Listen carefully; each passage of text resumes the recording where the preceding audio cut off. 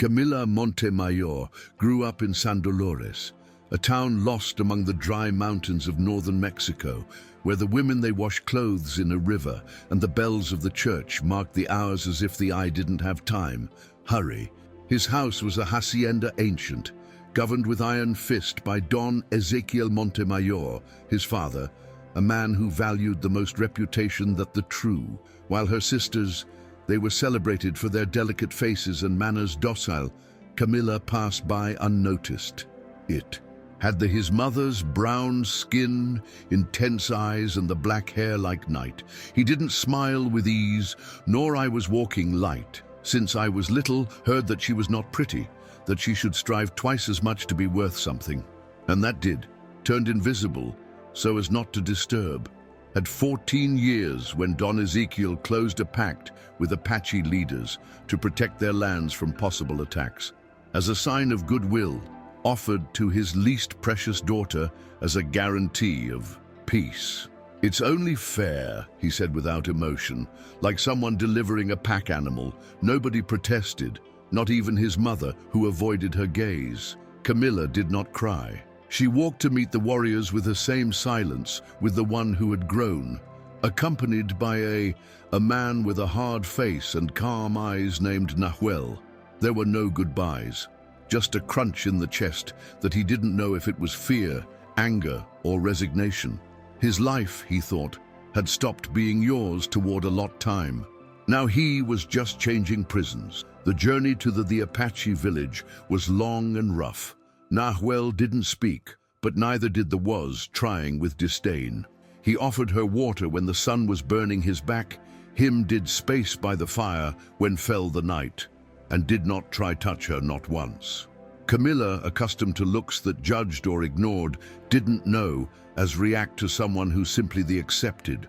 The tribe did not receive with enthusiasm nor rejection, only with a silent curiosity that hurt less than the words of his town. They gave him a small hut near the river and a wool blanket thick. For the first time, no one you said that I had to do, nobody that corrected for every gesture. The first one's days were strangers. Camila watched the children running among the trees, at women weaving and grinding corn, to the men return from the hunt with blood in hands and pride in the eyes. I didn't understand his words, but I did its rhythm. Everything had a purpose. Everything was connected. Nahuel was passing through his cabin every morning and would leave something, fruit, dried meat, a wildflower. They never spoke, but the way they looked, straight, without fear, without pity, was beginning to worry her. One night, while washed his clothes in He River, felt that something inside him was beginning to change. It wasn't happiness. It was something else, as if a crack in his chest would leave pass a little light. If this part stirred something inside, you subscribe to the channel. This story deserves to continue being told. With he, as the weeks passed, Camila began to learn words loose in the Apache language. The children, without prejudices neither history, were her first teachers. They pointed out objects and repeated their names with laughter, celebrating every time she the pronounced correctly. Inside, Camila still was loading the feeling of not belonging anywhere, but for the first time I felt that no one I expected him to change, to fit in. He stood up early. I helped pick up water. I tried grindy corn like the others. His clumsy hands caused laughter, but they were soft laughter, without cruelty. That was enough to make him stay. One afternoon, while collected firewood in the forest, Nahuel approached with a wound in his arm. He had been struck by the claw of a young puma. He did not ask help, but not either the rejection when she insisted. Camila took his hut, washed the wound with herbal water and wrapped his arm with clean strips of cloth. In that moment, so close to his skin, felt fear, not of him, but of herself same. From what I woke up in his chest, every time I saw. Nahuel neither said nothing, just the looked with those eyes that did not ask neither, they promised. From that moment on day, the silence between them, it stopped being distance. It became company. With every moon new, Camila became less of a visitor and more of a part from the place, He learned to prepare tinctures with roots, to braid he hair of the girls. Let's read the signs of the sky, as it is they did the old women of the village. But there was nights in which the memory of San Dolores returned like a bitter echo. I dreamed with his mother, with the smell of yard wet after the rain, with the harsh words from her father. She woke up soaked in sweat, wondering if she had really been saved or simply forgotten. At those times, Nahuel would often be nearby, silent, as if he knew. He never asked. He would just sit by the fire, giving her the option to speak. Camila never spoke, but she was grateful. One day, during the cleaning, a cabin old woman at the edge of the forest found a trunk covered in dust. It was closed with a broken rope and covered by a blanket that looked like have decades. When you open it, first thing he saw was a notebook with worn covers and, underneath it, some wine red ribbons. And took without knowing why, and that night, when his sky filled with stars, he began to read. It was her mother's diary. The first pages spoke of the days happy before getting married with Don Ezekiel, of a love that had scored from a Apache man with the one who dreamed runaway. Camila stopped reading. The heart you hit so strong that believed that the others could hear it. Passed days locked up, reading fragments of the diary as if they were daggers. His mother told, with detail how she's, being young, had fallen in love with the Apache man named Atsin. She wrote about nights spent in secret, about promises of a different life, about a daughter conceived in secret. That daughter was her, Camila. There was no doubt. The dates, the descriptions, everything matched. The rest of the people never did know. His father, the supposed father, had uncovered the truth late, and instead of rejecting his wife, he decided to punish her daughter, raise her under his roof. But without love, without belonging, like a shadow. Camila broke down. She left, running from the hut, and went to look for Nahuel. He shouted to him, hit in the chest. It accused her of having known everything, of having brought her as part of a cruel joke of fate, because for a second she feared it unthinkable that Nahuel was his brother. Nahuel did not defend himself, only listened, with the eyes wet and his voice low. He explained that Atsin was his uncle, not his father, that he same not it knew until recently, when saw his necklace, the same as Atsin there was made for your daughter before she disappeared. Nahuel had suspected, but waited to be sure. Now he was. They were not brothers, never had been, and what they felt was not an aberration, it was true. You felt that something that seemed forbidden, it turned out to be true. Tell it in the comments. The revelation left Camila without breath. For the first time in his life, his history made sense. Her father's rejection, the distance from his mother, the constant murmur of the town, it was all part of a wound old woman who doesn't belonged, but that had loaded since birth. Now he could let it go, or at least try. It happened days silently, walking alone along the edges of the river, looking at its reflection and recognizing herself for the first time as what she was, a daughter from the edge between two worlds, not completely Apache, not completely Creole, and yet so complete. Nahuel did not touch on the subject again. He continued appearing every morning, leaving him offerings small, as if knowing that love needs space. Camila silently began to respond. She returned dried flowers, shared bread newly done. He sat next to her when the sun was setting. There was no more guilt between them, only a budding tenderness that didn't need justification. One night, while fire crackled and the moon was hiding behind the clouds, Camila supported his head in his shoulder for the first time. They didn't say anything. There was no need to. That gesture, he chose to stay, not out of obligation, not out of fear, out of love. The decision to stay was not announced.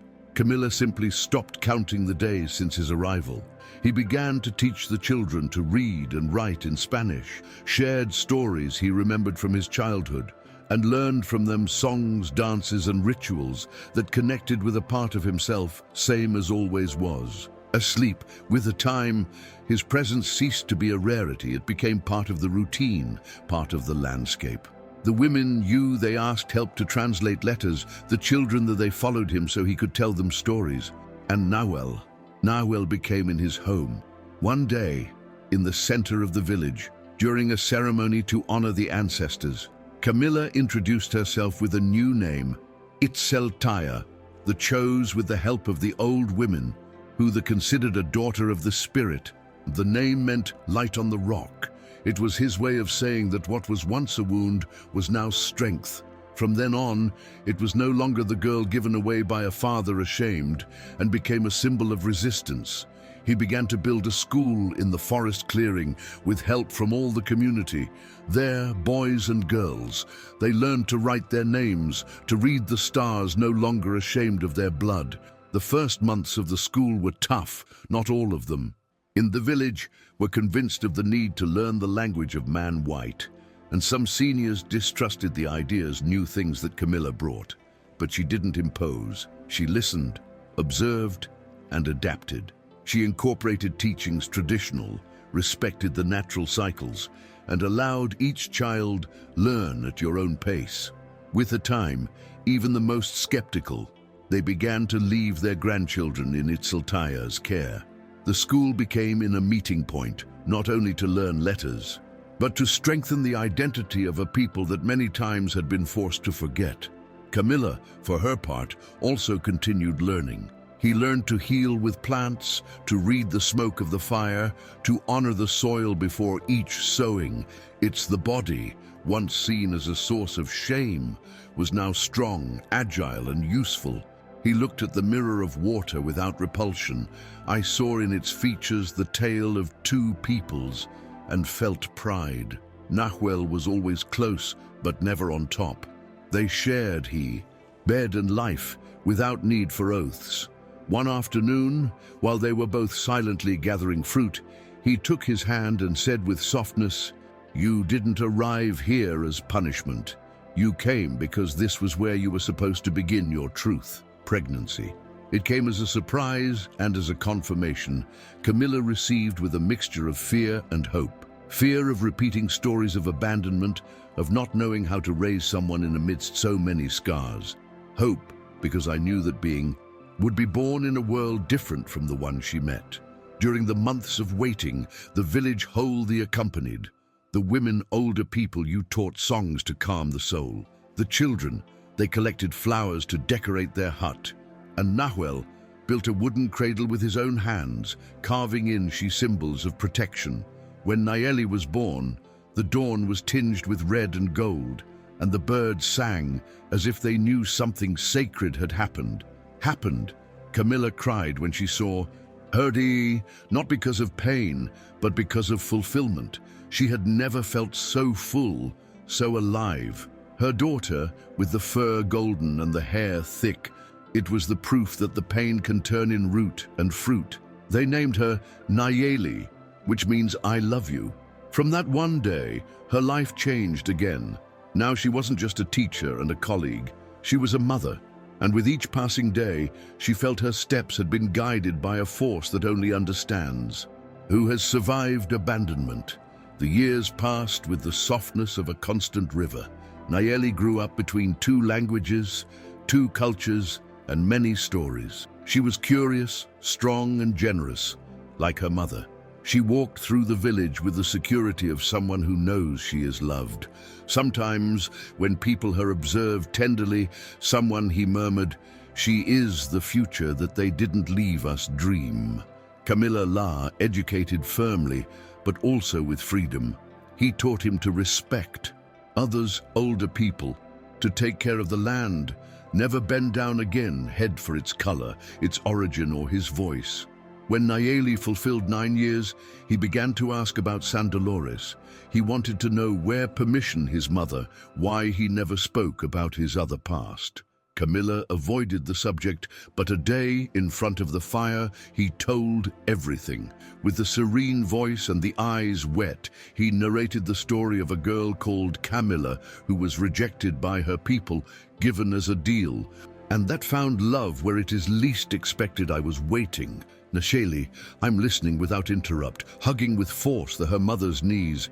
That little girl was you, wasn't it? She asked finally. Camila nodded. And thanks to that little girl survived, you are here, he replied with a smile broken by the emotion. From that moment on day, Nayeli began to compile the story of his mother. He spoke with the elderly. He wrote the stories that he told you. They counted the women. I asked Nawel about the first Camila's days in the village. It was as if she will need to put together each piece to reconstruct a map that will guide her to her origin.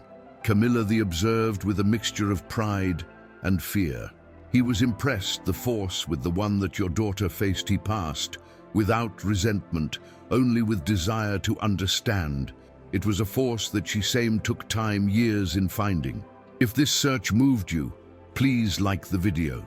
That helps us continue bringing you more stories.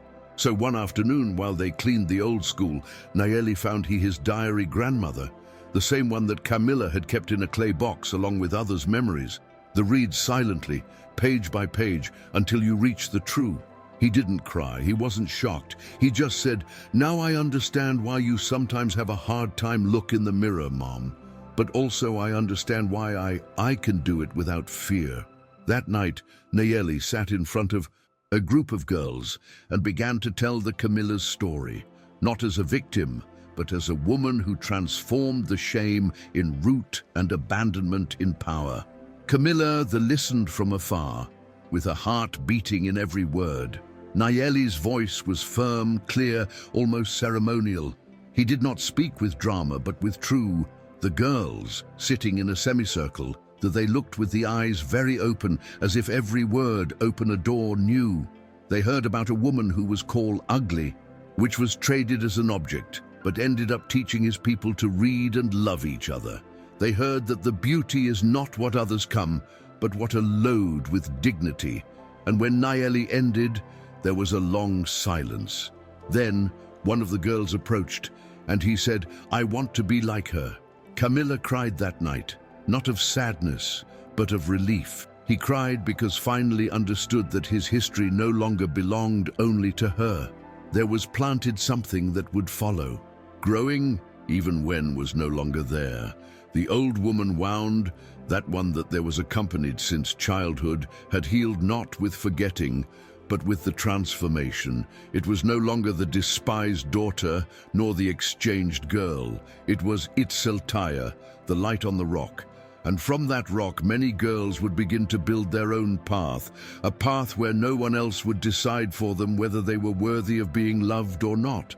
With time, the school that Camila had founded became a reference for others' villages.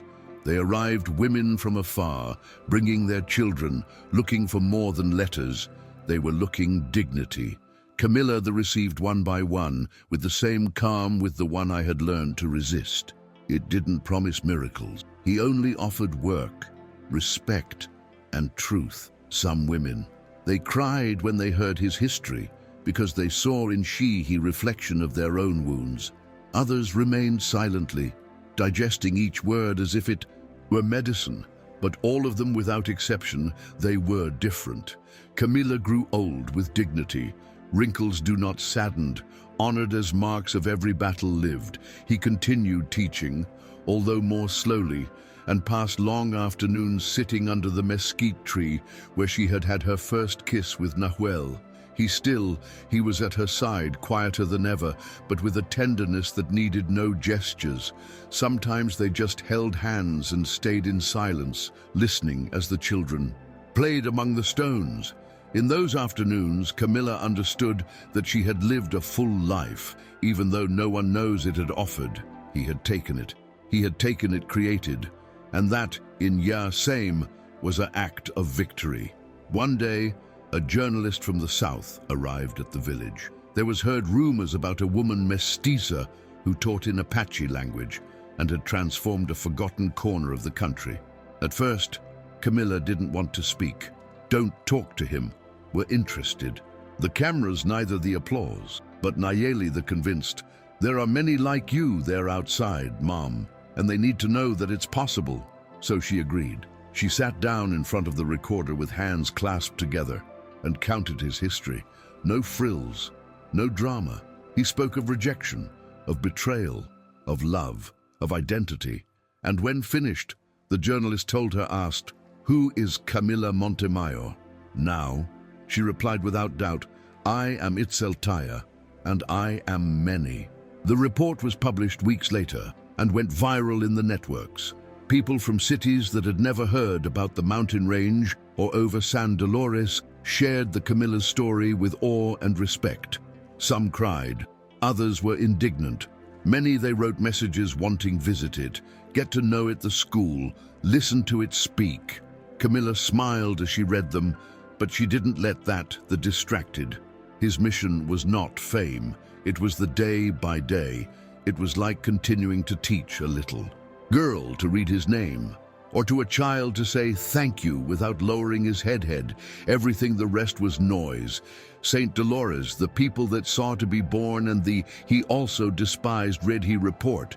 There was who they denied everything, those who they tried clean, he last named Montemayor with explanations empty, but also was who remembered. Old women who murmured in the benches of the church, men coming down the look when crossing the square, and one morning, many years after, being quietly expelled, Camila received a letter. It was written clumsily, as if by someone who didn't know good how to ask for forgiveness. It was his younger sister, the only one who had never dared to speak. He told her that he always had admired, but had fear of the father of the people, to be punished as well. He asked her forgiveness. I asked him see her. Camila did not respond immediately. She left the letter on the clay table and went for a walk in the woods. He breathed deep. He remembered the days in which she cried hidden among the blankets, times when he thought he was worthless, then thought in Nayeli, in the girls who they followed like a beacon, in Nahuel, in the old women who they called sister, and he understood that his past no longer had power over her. He didn't need justice, because already I had peace. I didn't need revenge, because already had love. He returned home, wrote a short reply, and sent, I am well, and I wish you it same. If any day you come, here I will be. The sister never came, but that it didn't hurt anymore. Camila had learned that not all stories need closure to make sense. Sometimes it's enough to know that one chose differently. That one broke the cycle. The days continued with the same calm as always. Nayeli grew up, became a woman, and decided to travel. She wanted study, no other ways of teaching, carrying what was learned in the village beyond its borders. Camila the support without doubt, although every part of his heart I'd like hold her back. He gave her his blessing, your Apache necklace, and a copy of the diary that his mother had written.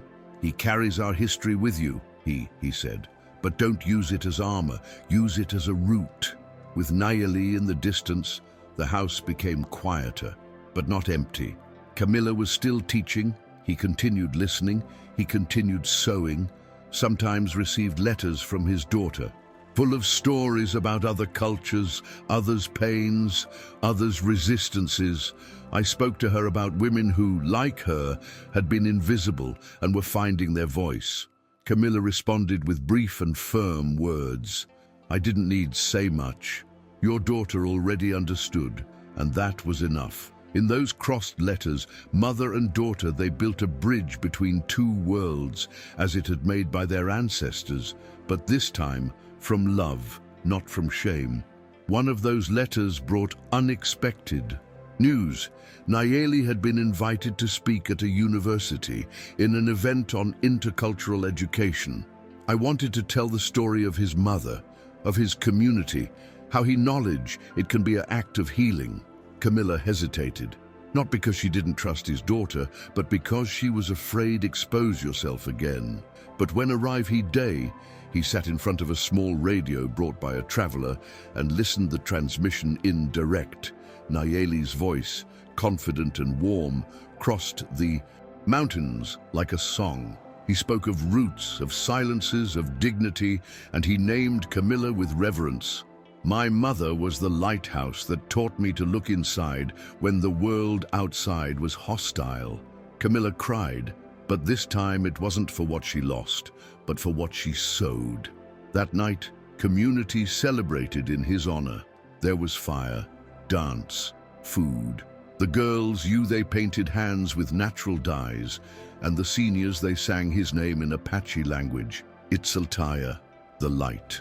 On the rock, Camila allowed herself laugh, dance, let go. In half of the circle it was felt light, as if all the weight that had been burdened for decades would finally have found rest. And in that moment, he understood that he had not only healed his history, there was open a path for many others. The days following the celebration were of deep calm. Camila passed by the mornings in the school and the afternoons weaving next to the women older. Their hands marked by the years, they were no longer so fast, but every knot she made was a prayer. Sometimes the younger ones would come close just to listen to her, talk, not about books, not about techniques, but about life, about how convert a wound in bridge, how live without asking permission. With every story she told, a girl felt seen. With every silence she offered, someone found his own voice. One day, while looked he sky from the entrance of your hut, felt a pang in the chest. It wasn't pain, it was a cold. He stood up with slowly. He walked to the clearing where there was born Nayeli and sat down. She closed the eyes, breathed deep, and let the memories that wrapped their childhood between whispers. Her father's hard face, her mother's sweet voice, the trip with Nahuel, the first time she was seen without trial. Everything happened like a gentle river, and then smiled, because even if that was his last day, he knew his life had been worth it. Not because of what he gave, but by what he chose to build. That night, Camila did not return to her cabin. They found her at dawn, lying on the earth, with a serene expression and his hands clasped on his chest. There was no crying, no screaming, just respect. The village. The whole family gathered to say goodbye to her. Girls, they walked in a row, each with a wildflower. The elders, they sang in language ancient. Nahuel, with the eyes wet but the voice firm, said, Camila did not leave. She became in seed, and it will flourish in every story we tell, in every girl we teach not to give up head. Did you enjoy this part? Share it with someone who needs listen to her. Nayeli returned days after with the shrunken soul. Seeing his mother already lifeless, he felt an emptiness that none word could fill, but also felt gratitude, because not all daughters have the privilege of seeing her mother become in legend. He walked to the clearing where there was born and sat down in the same place where his mother had his last breath. There, among the songs of the birds and the murmur of the trees, promised to continue the legacy. Your voice will live on in the mine, Mom, I swear. And with that promise, a new stage began. Not like the daughter of light, but as her new carrier, Nayeli took the address of the school. Didn't change his name, neither his essence, but she added something new, a circle of women where each one shared his history. Sometimes they spoke in a low voice, sometimes were crying, others they laughed, but they all found consolation. In that space, Nayeli taught what his mother told him there was taught, that a story told is a wound that begins to heal. Girls grew knowing that they were worth it, not because of how they looked at it, but by what they carried inside. And so, little by little, the school became more than a place of learning. It became a shelter. Every year, in the date of the birth of Camila, the community celebrated He Day of Light, not with speeches or monuments, but with fire, song, and dance. The girls, they prepared plays where they performed Itzaltaya's life, and in the end, they all walked to the clearing where she was resting, carrying offerings of flowers and words. Thank you for teaching us to resist, said one. Thank you for showing us that we are not alone, she said. Another. In those moments, Nayeli observed in silence, and although sometimes a tear slipped down his cheek, always he smiled, because he knew his mother was still there, present in every voice that dared to break the silence. One day, A girl new arrived at the school. I came from a community distant, with the sad eyes and a hunched back. At first he didn't speak, he just watched. But a day, seeing a portrait of Camila hanging in the room, he asked in a low voice, "Who is she?" Nayeli knelt beside him and told the whole history.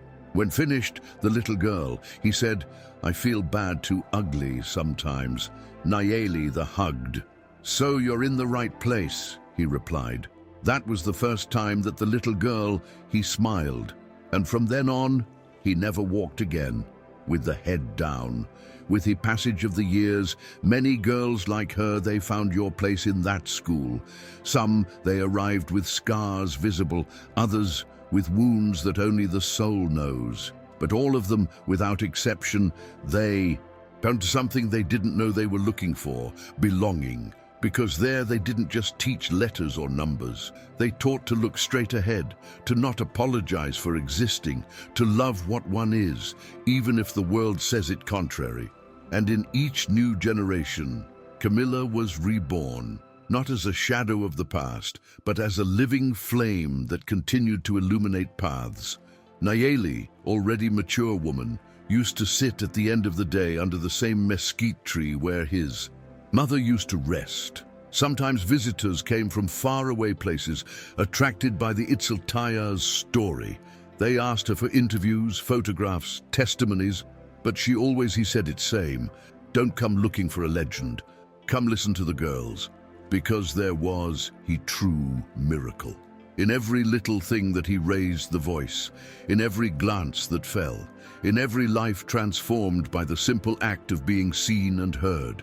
And so, the Camila Montemayor story, the little girl called ugly, the devoted daughter, the women reborn, became in seed, a seed that crossed mountains, generations and hearts, not because we have overcome the pain, but for having used it as a root. Because in a forgotten corner of northern Mexico, a woman decided that he would not repeat the history that the wounded. And thanks to that decision, today, many others they can write the yours, not with fear, but with dignity. Camila wasn't just a survivor.